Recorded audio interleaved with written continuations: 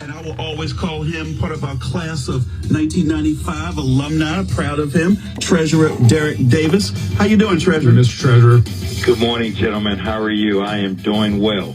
Look, I read those comments because this Maryland529 college savings program has been at the height of so much angst and anger for a lot of parents who thought that due diligence is being done to manage the resources properly that they have been putting money into. And now come to find out that many of them may have lost thousands they don't know.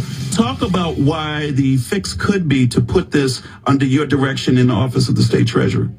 Okay, thanks once again. You know, when I first heard you reading those comments, I was like, those sound familiar. And then I realized, oh, I said that. Look, here's the situation, or why I think it would be best in the treasurer's office. We'll start by saying, from information I got from the National Association of State Treasurers this past fall, these programs are in 28 states. So most of the states house the treasurer's office housed the 529 program, and in 32 states, the ABLE program is also housed in the treasurer's office. The current setup, and it's just my view, having a board and an executive director, and they're operating as a semi-quasi-state agency. Look, the state has had problems with this arrangement almost since the inception of the program. There have been constant issues during my tenure as a member of the legislature that I can recall that there were problems there, and I just think it's the arrangement. But be that as it may, in conversations, I knew that were going on. Everyone thinks I sort of asked for this. To be perfectly honest, I did not ask for it. I try to remind myself daily that I am out of the policy-making business, but I knew that the legislature was discussing it because they have access to the same research that I do. So I was willing, and I wanted them to know that if we wanted to pitch in. The state treasurer's office wanted to help out, and we did have some knowledge being on the board. So I once they started talking, and I indicated first privately and then in my reelection speech that if they made the offer to send it to the treasurer's office, we would welcome it. At heart, I'm still a state legislator, and our job is to make things happen and to get things done. And do you have the resources to handle it? Well, that was a big part of it. We did ask, as part of my offer, was an ask for resources, not additional personnel to help with the program and funding. Quite honestly, and I see it moving in that direction. So I think we may not get everything that we want, and as you all know, you rarely do in budget negotiations, but I think we will have enough to be more than effective in carrying out the mission. Well, this is about the 529 prepaid plan, which you can lock in the cost of tuition for down the road right now. And there was some kind of calculation error. Do we know what happened, and how much money are we talking about where there was a miscalculation? All right, now I'll be perfectly upfront. I am going to choose my words carefully because this could get messy down the road, and I don't want my words on this show to come back to bite me. So I'm going to speak more generally, but I think I can give you a pretty good understanding of what went on, or the crux of the matter. Back in June of 21, the board made a decision that beginning in November of 2021, so just a few months later, that there would be a 6% earnings rate would be applied to on balances in the account as of October 31st, 2021, with earnings compounded monthly. So the intent, as I understand it, was that from that point forward, that's where the 6% earnings calculation would be applied. But others have interpreted the language that went into that meaning from the inception of, when they had an account, that the 6% would be applied then going forward. So I don't have personally a fiscal note on it, and I haven't seen anything. But going back, there are nearly 30,000 accounts. And going back to the inception, some of these accounts, as you know, probably there 20 plus years and, so forth.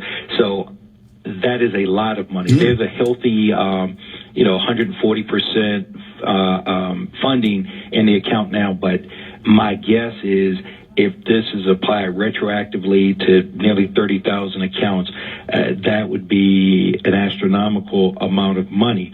But again, it comes down, I don't know if it's so much a calculation error, quite frankly, as it is an interpretation error. Because what I just said, the calculation very well could have been applied accurately, but the interpretation is, when was this supposed to start? Right. When? So for me, I think it's more an interpretation error than a calculation error, but that could just be semantics. But the bottom line is this needs to be resolved. A lot of parents, because the accounts were frozen as they were trying to figure this out, parents, you've heard it, they've had to take out loans and do all sorts of things to pay those tuitions when they thought the money was there. So those are things that I'm trying to work through, quite frankly, with the Attorney General's office. I'll be in close contact with the presiding officers, the legislature, and we're going to get it fixed. We're definitely headed down that path. I think it's been what I've been told, and it's not under, and I try to tell people it's not under my purview as of yet. But what I've been told is that the actual fix, they figured that out. And for those who've requested manual, a manual review, because that's sort of the process now. If you need your money now, there are a lot of people, let's say if you have a 5-year-old, you don't need the money now. So as it starts to move and it's able to be implemented electronically, the fix, that'll be taken care of. But if you've got the 17 or 18-year-old or whatever, and you need the money more immediately, then the request has been put out to just, make the request. We'll do the manual review and then expedite getting them their money now. But we're on that road going forward. But all the things that have occurred, that has to be addressed. We'll speak of the Treasurer of the state of Maryland, Derek Davis, and I know just from what you're saying here, Treasurer, as well as my understanding of what's going on, that this may get legal, and so that's why you're having to kind of couch a statement moving forward to make sure something can be used later on. But I do want to ask you about Democratic Comptroller Brooke Learman, because as she just joined the Maryland529 board after she took office, she said, why don't we use some of the $355.6 million surplus to help make parents whole who may have lost their earnings? What are your thoughts about her recommendation like that? Well, I guess the first part is, I've heard the comptroller make that statement, and I certainly want to do whatever we can to make parents whole, but we've got to find out if legally we can use that money in that way. I don't know that we can just take it and do it. She may know, but I'm not aware of that. So that would be the first thing, and that's part of my consultation with the Attorney General's office. With that, I hate to call it excess money because there's no such thing, but with that money, how can that be used? Right. What can we do with that? But some remedy, absolutely, and I think the General Assembly, would be willing to do, a lot within reason, of course, what we can, economically afford, do, whatever the case may be, because we all recognize this was through no fault of the parents, and we have to make it right. This program's been around for a long time, right? I mean, I know I've had a 529. I don't know about the prepaid. So, how did it happen? I guess is my question. I know you're going through the 6%, but I mean, do we know where it happened and who's at fault? I don't know if you could talk about the legality of it. Do we know so this doesn't happen again? We're pretty confident about that? Well, let me start with the second part first. As part of the legislation that's moving forward, the General Assembly is putting together a work group to be staffed by this office with me on it, and a few legislators and I think some parents as well is going to be included on it. And that's going to be one of the charge, to find out A, how it happened, and B, how we can make sure it doesn't happen again. Now, one of the things I guess I would say is that as of now, my understanding is that part of the program is going to be phased out. There will be incentives, I think, offered to encourage those that are in the prepaid to move into the investment. But I don't believe at this time that they're just going to shut it down right away and that's the end of it. So part of making sure this doesn't happen again is the program that part of the program, the college investment program of 529 will be phased out, and then everyone eventually will end up in just the investment that's run by T. Rowe Price. Right. That one hasn't had any issues, and you know what you have on any given day. It's just like your 457 or 401k. You just go online, pull it up, and you'll know where you stand every single day, every minute, unlike with the prepaid investment part. So I think that will help in terms of clarity. But now, I guess the harder part, what caused it, I mean, let's just be honest. In any situation like this, everybody's pointing fingers. No, it wasn't me, it was you. No, it wasn't you, it was him.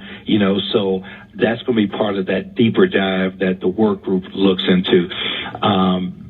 Where we are now, I guess what sort of has been stated is when the state, when 529, hired an outside vendor, the confusion sort of occurred there. That's where we are with it now. But I think to be able to give an accurate answer, when that work group's together and we do that deeper dive, I think we'll have a better understanding of how the problem really was caused and not just the finger pointing that's going on now.